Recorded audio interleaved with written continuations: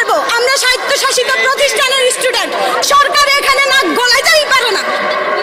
They have no right. উনাদেরকে সতর্কবাণী করতেছি, বাপ মাকে মাঠে নামাইয়েন না, শান্ত হিংস্র বাঘিনী বাঘকে মাঠে নামাইয়েন না। এগুলো তো যুবক, বৃদ্ধদেরকে মাঠে নামাইয়েন না, রক্ত ভেসে যাবে, কিন্তু আপনারা নিজেরাই কুল কিনারা পাবেন না। আমরা কেন হারবো? আমরা তো অযৌক্তিক কোনো দাবি নিয়ে এখানে আসিনি। আমরা বলি না কোটা বাতিল করেন, আমরা বলছি সংস্কার করেন। মুক্তিযোদ্ধাদের জন্য 65 কেন? কেন এত? 5% রাখেন না, ঠিক আছে, উনারা আমাদের জন্য করছে। ভুয়া মুক্তিযোদ্ধা ভরে গেছে দেশ।